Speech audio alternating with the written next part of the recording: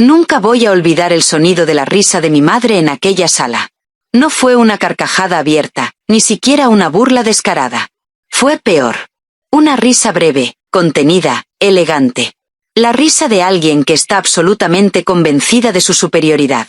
El abogado aún sostenía los documentos del testamento entre las manos cuando mi madre giró levemente la cabeza hacia mí. Me dedicó una sonrisa fría y dijo, casi en un susurro que todos escucharon, hay hijos que simplemente no dan la talla. En ese instante, supe que no se trataba solo de dinero. Se trataba de toda mi vida. Me llamo Elena Valcárcel, tengo 28 años, y aquella mañana estaba sentada en el despacho de un prestigioso bufete del centro de Madrid viendo cómo mi hermana mayor recibía 6.900.000 euros, mientras a mí me entregaban un solo euro. Una moneda simbólica. Un gesto calculado. ¿O eso creyeron ellos? El abogado aclaró la garganta, leyó mi nombre completo con voz neutra y deslizó la moneda sobre la mesa, acompañada de un sobresellado. Antes de que pudiera reaccionar, mi padre ya había soltado un suspiro de resignación, como si aquel resultado confirmara algo que siempre había sabido sobre mí. Mi hermana Marta, 3 años mayor, era todo lo que mis padres admiraban. Elegante, segura, graduada en una escuela de negocios de élite, con un futuro perfectamente alineado con las expectativas familiares. Yo, en cambio, había elegido otro camino.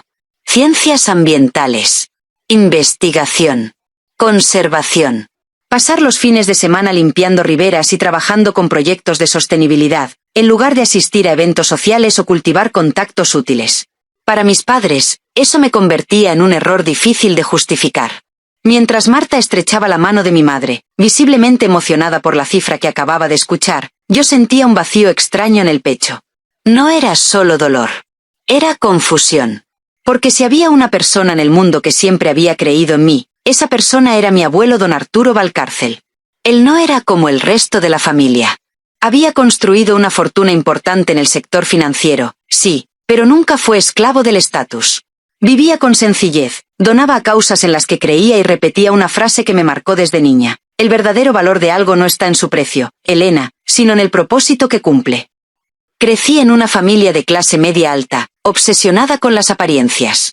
Nuestra casa no era la más grande del barrio, pero siempre teníamos los últimos dispositivos, la ropa correcta, el coche adecuado. Mi madre, Carmen Valcárcel, cuidaba cada detalle como si la vida fuera una vitrina permanente. Mi padre, Ricardo, abogado corporativo, medía el éxito en cifras, clientes y prestigio. En ese mundo, yo nunca encajé del todo.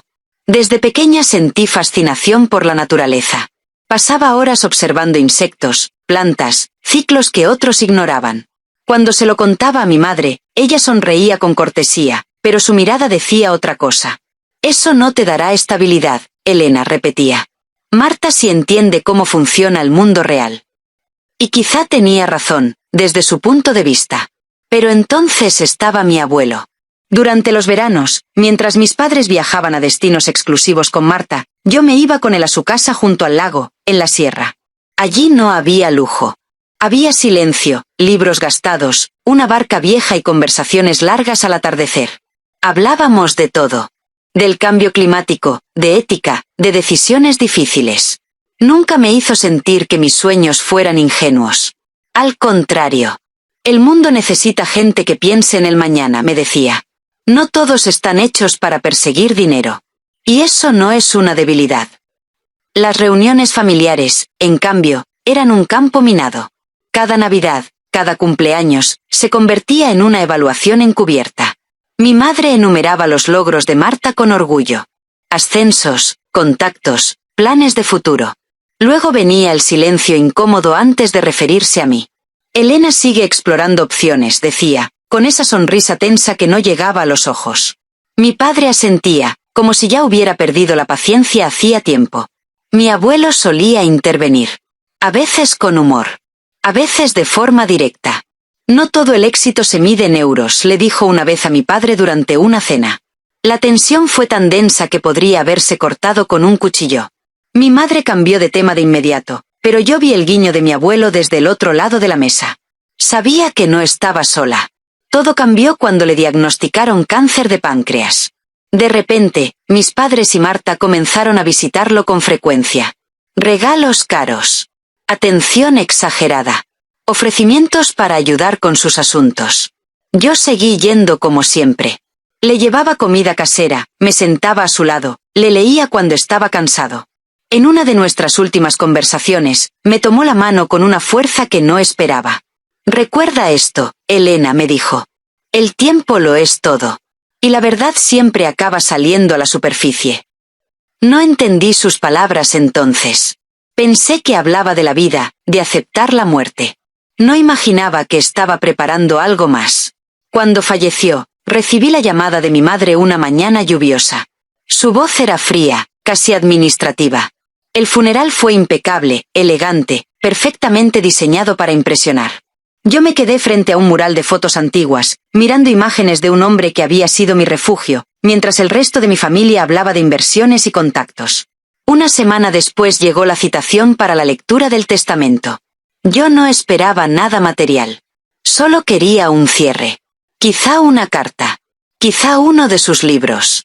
Jamás imaginé aquel momento. El euro. Las risas contenidas. La frase que aún resuena en mi cabeza. Y, sobre todo, el sobresellado que el abogado colocó frente a mí con una expresión que no supe interpretar. Porque mientras todos creían que yo había perdido, algo en la mirada del abogado, y algo en las últimas palabras de mi abuelo, me decían que esta historia aún no había terminado. Y lo que estaba a punto de descubrir cambiaría para siempre la forma en que veía a mi familia, y a mí misma. El silencio que siguió a la lectura del testamento fue espeso, incómodo, casi ofensivo. Mi madre fue la primera en ponerse en pie, como si aquel asunto ya estuviera cerrado. Guardó su sonrisa social, tomó el bolso y se giró hacia el abogado con un gesto automático de cortesía. «Bueno, supongo que eso es todo», dijo, dando por hecho que no había nada más que escuchar. Mi padre ya estaba consultando mentalmente agendas y compromisos. Marta, mi hermana, evitaba mirarme directamente, aunque la tensión en su mandíbula delataba una satisfacción difícil de disimular. Yo permanecía sentada, con el euro frío en la palma de la mano y el sobresellado apoyado sobre mis piernas. No sabía si sentir vergüenza, rabia o una tristeza tan profunda que me dejara sin fuerzas. Entonces el abogado, el señor Díaz, carraspeó suavemente.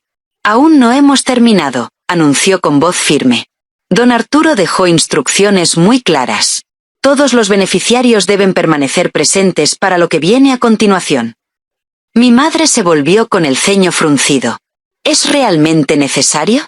Tenemos compromisos. El abogado no se inmutó.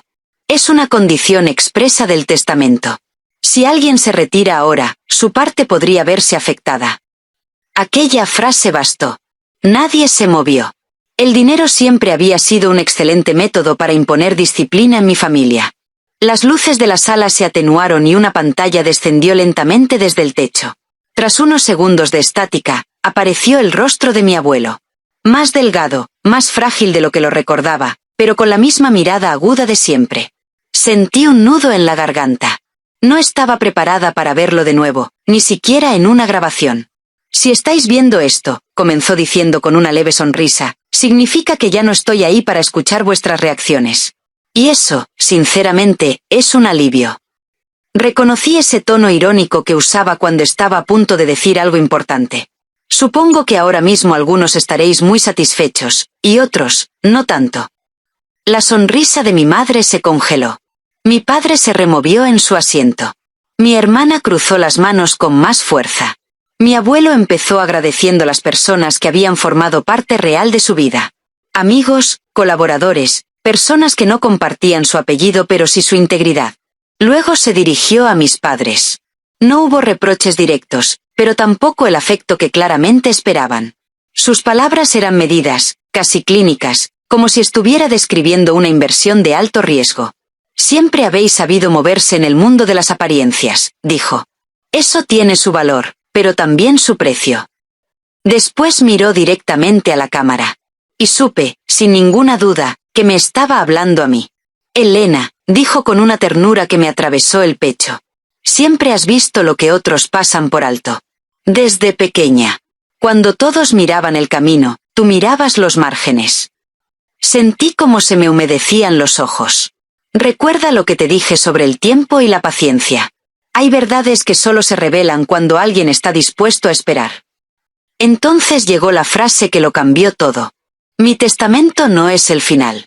Es el principio. El abogado, sentado a nuestro lado, asintió imperceptiblemente.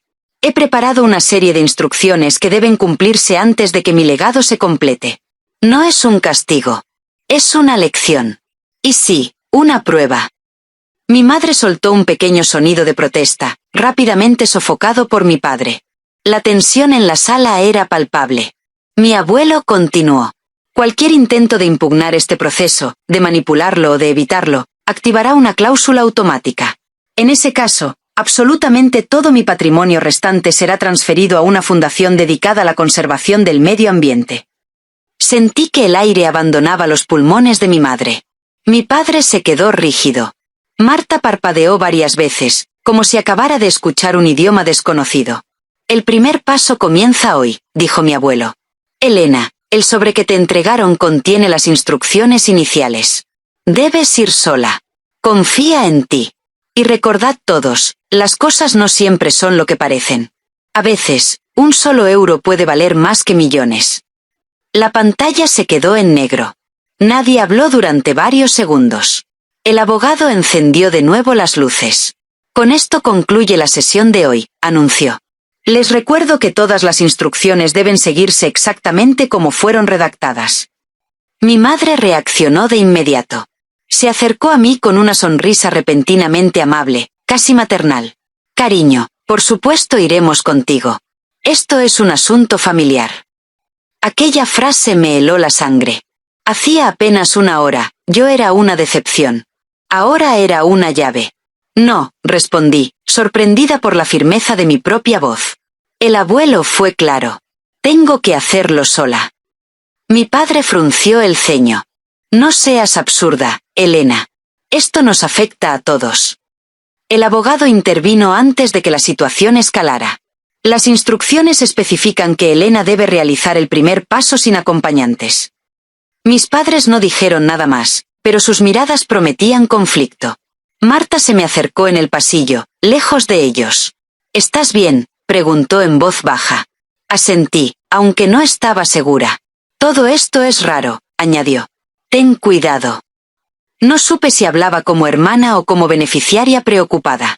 Salí del edificio con el sobre apretado contra el pecho. El aire de la calle me golpeó con fuerza. Me senté en el coche, respiré hondo y, antes de arrancar, abrí el sobre. Dentro había una llave antigua, un llavero con forma de pez que reconocí al instante, y una carta escrita con la caligrafía inconfundible de mi abuelo. Elena, decía. Ve a la casa del embalse. En mi despacho encontrarás lo que necesitas para entenderlo todo. Recuerda nuestras partidas de ajedrez. El primer movimiento nunca parece importante. Conduje durante casi 2 horas hasta la vieja casa junto al agua, intentando ordenar mis pensamientos. La carretera serpenteaba entre montañas y recuerdos. Al llegar, el sol comenzaba a caer, tiñendo el embalse de tonos dorados. Aparqué frente a la casa, ese refugio sencillo que siempre había sido mi lugar seguro. Justo cuando iba a bajar del coche, escuché otro motor. Luego otro más. Mi estómago se encogió al reconocer los vehículos de mis padres, y el de Marta. Pensamos que necesitarías apoyo, dijo mi madre bajando del coche con una sonrisa tensa. Después de todo, somos una familia. En ese momento comprendí que el verdadero juego de mi abuelo acababa de empezar. Y que, por primera vez, yo no iba a jugar siguiendo las reglas de nadie más. La casa junto al embalse seguía oliendo igual que siempre. Madera vieja, libros, café frío y agua dulce. Era el olor de mi infancia, de los veranos sin prisas, de las conversaciones largas con mi abuelo cuando el mundo parecía sencillo. Pero aquella tarde, ese refugio se sentía invadido. Mis padres entraron detrás de mí sin pedir permiso, sus pasos firmes resonando sobre el suelo de madera como si ya fueran los dueños de todo. Marta lo siguió en silencio, observándolo todo con una atención nueva, distinta. Esto necesita una reforma urgente, comentó mi madre abriendo una ventana con gesto crítico. Siempre le dije a tu abuelo que este lugar estaba anticuado. Mi padre ya estaba evaluando la estructura con la mirada de un abogado que solo ve activos. El terreno es lo verdaderamente valioso, murmuró. La vista al agua aquí se paga muy bien. No respondí. Crucé el pasillo directamente hacia el despacho de mi abuelo. Esa puerta siempre había estado cerrada cuando yo era niña. No por secreto, sino por respeto. Todo el mundo necesita un espacio que sea solo suyo, solía decir. Saqué la llave pequeña del llavero con forma de pez. Encajó a la perfección. Al abrir la puerta, sentí una punzada en el pecho. El despacho era sencillo.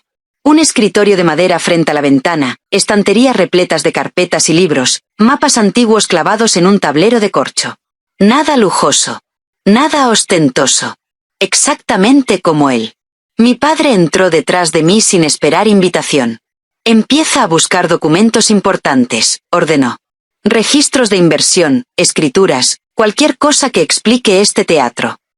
Mi madre fingió indignación.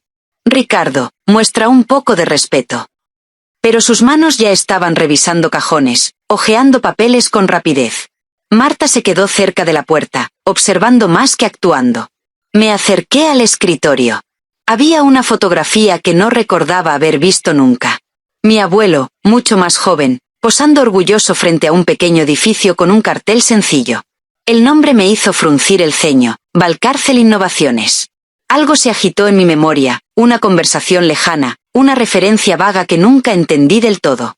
¿Sabes qué es eso?, preguntó Marta acercándose. Negué con la cabeza.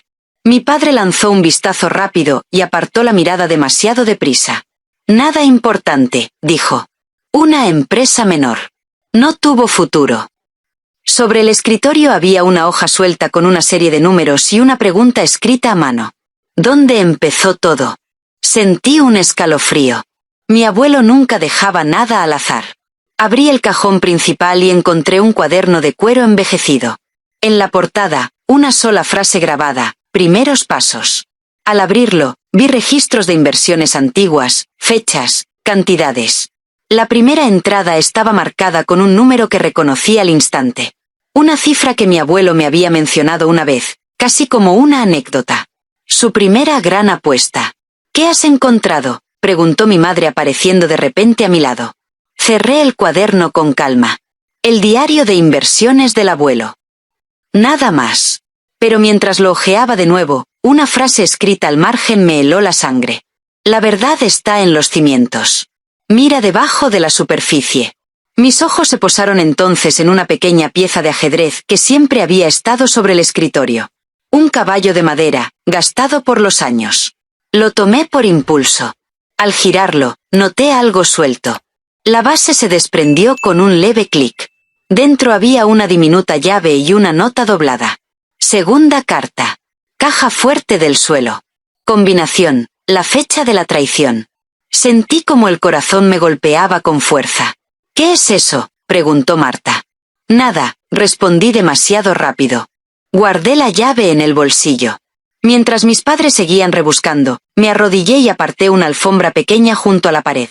Debajo, casi invisible, estaba la caja fuerte empotrada en el suelo.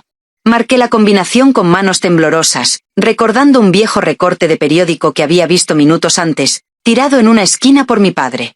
Una fecha. Un apretón de manos. Un titular olvidado. El mecanismo cedió. La caja se abrió. Dentro había un sobregrueso y otro cuaderno, más reciente. Me incorporé de inmediato, sujetándolos con fuerza antes de que nadie pudiera reaccionar. ¿Qué has encontrado?, exigió mi padre, acercándose. Otra carta del abuelo, respondí. Creo que debo leerla sola. Mi madre perdió la compostura. No seas ridícula. Esto nos concierne a todos.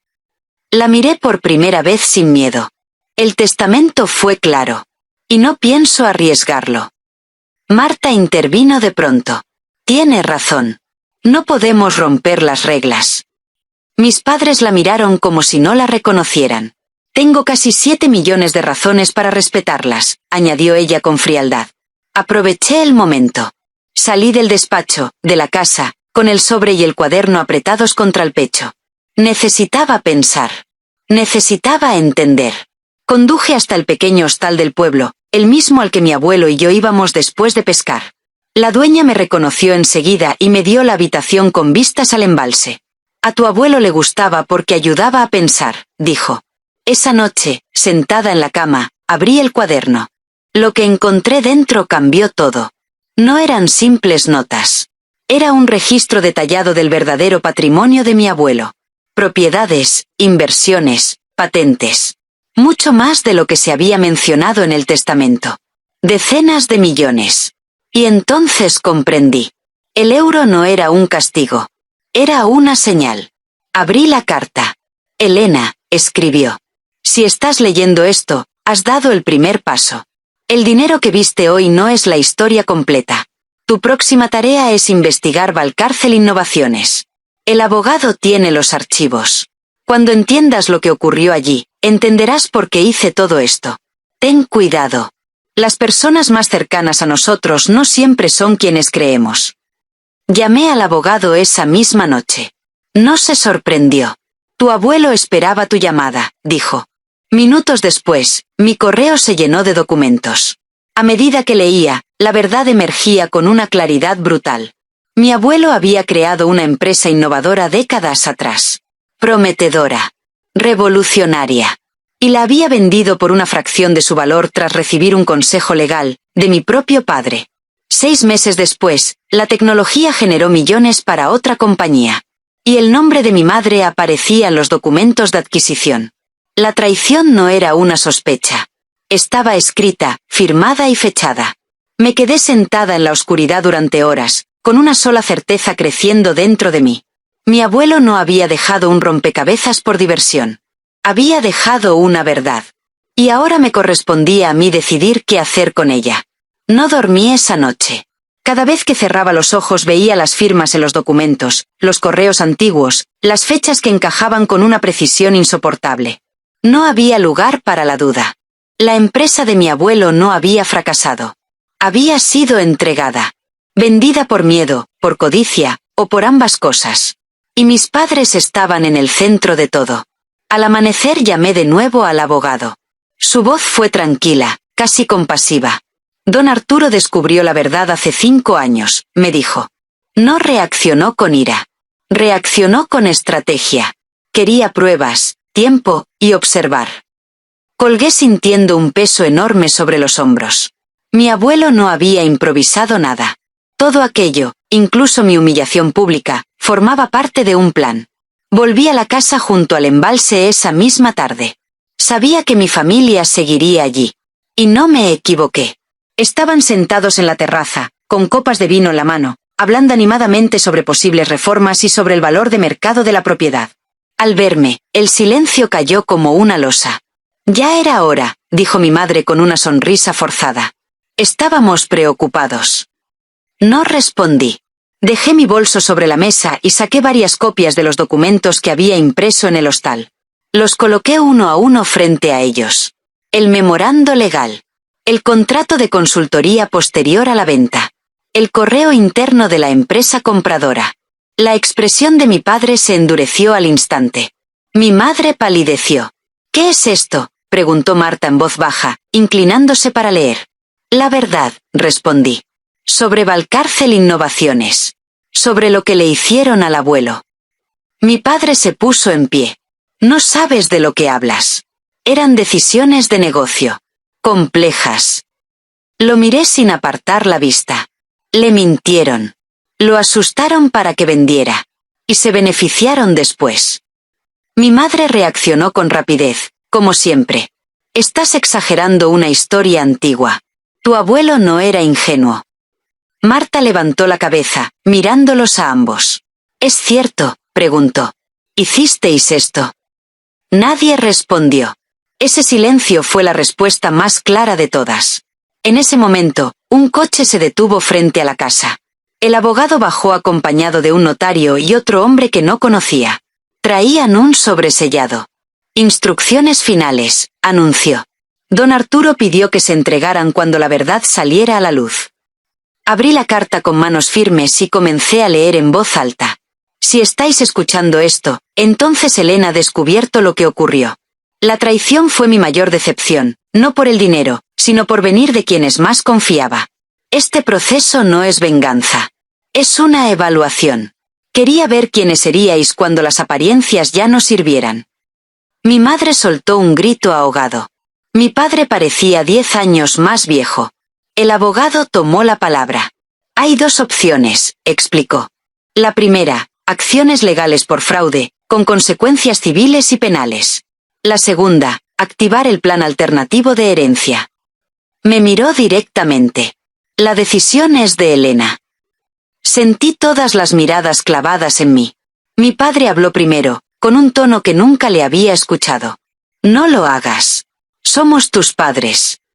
Mi madre añadió, casi suplicante, vas a destruir a tu propia familia. Marta no dijo nada. Solo me miraba, con los ojos brillantes, como si por primera vez me viera de verdad. Respiré hondo. Pensé en mi abuelo, en sus palabras, en su calma incluso frente a la traición.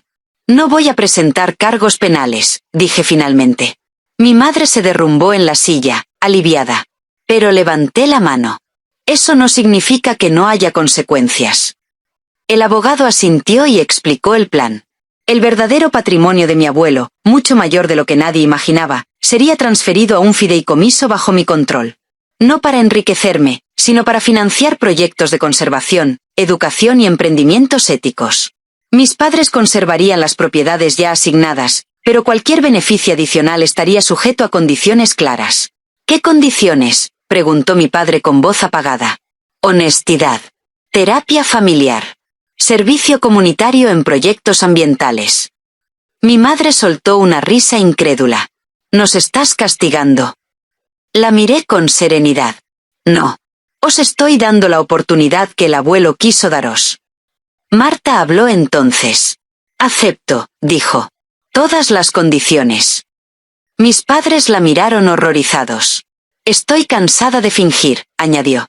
Quiero algo real. El silencio fue absoluto. El abogado tomó nota. Tienen 48 horas para decidir, informó a mis padres. Cuando todos se marcharon, me quedé sola en la casa. Me senté en el despacho del abuelo, mirando el agua a través de la ventana. Había ganado, y sin embargo, nada se sentía como una victoria. Solo claridad. Y una paz extraña, nueva. Sabía que lo más difícil aún estaba por venir. No el dinero. No las decisiones legales. Sino aprender a vivir con la verdad, y construir algo distinto a partir de ella. A la mañana siguiente, el lago estaba en calma absoluta. El agua reflejaba el cielo como un espejo perfecto, y por un instante tuve la sensación de que el mundo me ofrecía una tregua. No había dormido más de un par de horas, pero por primera vez desde la lectura del testamento no me sentía rota. Me sentía lúcida. Como si todo, incluso el dolor, hubiera encajado por fin en un lugar comprensible. Llamé al abogado temprano. Le pedí que organizara una última reunión en la casa junto al embalse. Todos debían estar presentes. Mis padres, Marta, el notario, y también Julián, el mejor amigo de mi abuelo durante más de 40 años. Él había visto cosas que yo aún estaba aprendiendo a comprender. Era el momento de cerrar el círculo. Al mediodía, la sala de estar estaba llena. Mis padres se sentaron juntos en el sofá, impecables como siempre, pero sin la seguridad de otros tiempos. Marta eligió una silla aparte. Julián se colocó junto a la ventana, con esa calma de quien ya ha vivido demasiadas despedidas como para temer otra más. Yo permanecí de pie, con la última carta de mi abuelo entre las manos. La había encontrado esa misma mañana, escondida dentro de uno de sus libros favoritos, marcada con una nota sencilla, cuando todo se haya revelado. Gracias por venir, comencé. Mi voz no tembló. Ayer salieron a la luz verdades difíciles. Hoy vamos a decidir cómo seguimos adelante. Mi padre intentó hablar, pero levanté la mano. Por favor, escuchad primero. Abrí la carta y leí en voz alta. Mi abuelo hablaba de integridad, de elecciones, de cómo el dinero solo amplifica lo que ya somos.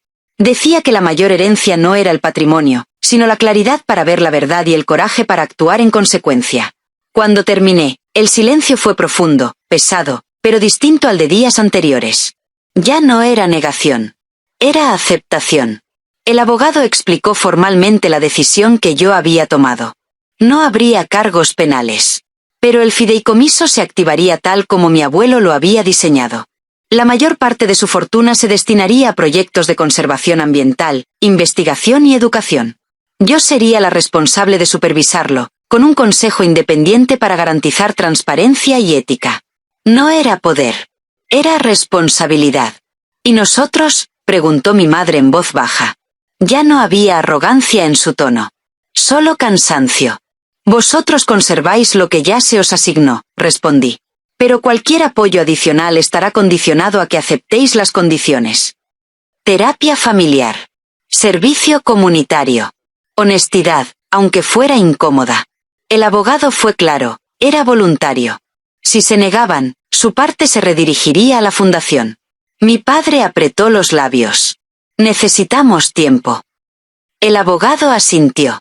48 horas. Marta habló entonces, con una firmeza que no le había escuchado nunca. Yo acepto ahora. Mis padres la miraron, sorprendidos. Estoy cansada de vivir para cumplir expectativas, continuó. Cansada de fingir que todo está bien cuando no lo está. Quiero cambiar. Ese fue el momento en que comprendí que el plan de mi abuelo no buscaba destruir a nadie. Buscaba revelar. Y, quizá, ofrecer una última oportunidad. Los días siguientes fueron extraños. Silenciosos. Dolorosos. Pero también honestos. Mis padres aceptaron las condiciones. No por convicción inmediata, sino porque por primera vez no podían esconderse detrás de las apariencias. Las primeras sesiones de terapia fueron tensas. Defensivas. Pero algo empezó a resquebrajarse. Una grieta pequeña, casi imperceptible, por donde comenzó a entrar la verdad. La transformación no fue rápida ni perfecta. Nunca lo es. Mi madre luchó durante semanas con la idea de ensuciarse las manos trabajando en proyectos ambientales. Mi padre evitaba hablar del pasado.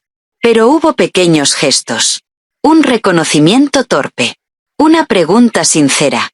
Una conversación que no giraba en torno al dinero. Marta, por su parte, cambió más de lo que nadie esperaba. Redujo su jornada laboral y empezó a colaborar con programas educativos de la fundación. Descubrió que sabía explicar conceptos financieros complejos de forma sencilla, ayudando a jóvenes que jamás habían tenido acceso a ese conocimiento. Nunca me había sentido útil así, me confesó una tarde, sentadas frente al lago. Por primera vez, no hablaba de logros. Hablaba de sentido.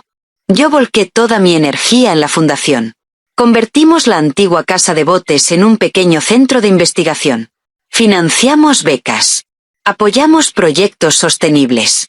Cada decisión llevaba el peso de la responsabilidad, pero también una paz profunda. Sentía que honraba a mi abuelo no solo con palabras, sino con acciones. Hubo momentos de duda. No voy a mentir.